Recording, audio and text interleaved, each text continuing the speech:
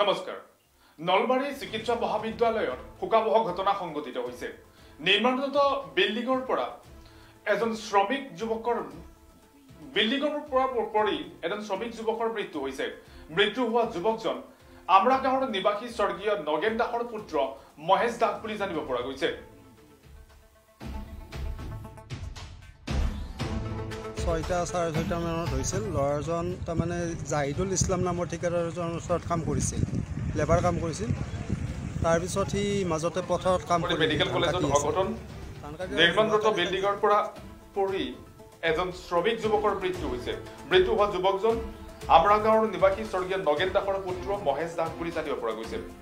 নলবাৰী দক্ষিণ গাঁৱত নিৰ্মাণৰত মেডিকেল কলেজত শ্ৰমিক হিচাপে কাম কৰি আছিল মহেশ দাসে ততাতৈয়াকৈ মহেশ দাসক নলবাৰীৰ এখন ব্যক্তিগত চিকিৎসালয়ত ভৰ্তি কৰোৱা হয় যদিও চিকিৎসালয়ৰ কৰ্তৃপক্ষই মৃত বুলি ঘোষণা কৰে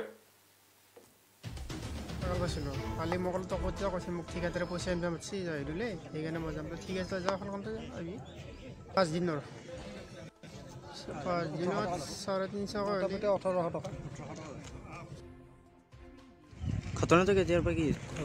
যোৱাকালি সন্ধিয়া 6:30 মানত হৈছিল লৰাজন তাৰমানে জাহিদুল ইছলাম নামৰ ঠিকাদাৰজনৰ ওচৰত কাম কৰিছিল লেবাৰ কাম কৰিছিল তাৰ পিছত হি মাজতে পথৰত কাম কৰিল হি ধান কাটি আছে ধান কাটি যোৱাকালি তাক জাহিদুল ইছলাম নামৰ ঠিকাদাৰজনে পইচা নিব মাতিছিল পইচা নিব আহোঁতে বজাৰত আমাৰ নাৰপাৰা বজাৰ চকখন আগত আছে সেই বজাৰত আমাৰ ইয়াক লগ পাইছিল হি লগ পাই ই সুধিছিল যে তুমি ক'ত যোৱা এই যুৱকজন মৃত্যু হোৱাৰ পিছতে সমগ্ৰ অঞ্চলটোতে শোকৰ ছাপ পৰে আৰু এই বিশেষ খবৰটো ষ্টুডিঅ'ৰ পৰা মই জনক দেখে বিদায় দিছোঁ ধন্যবাদ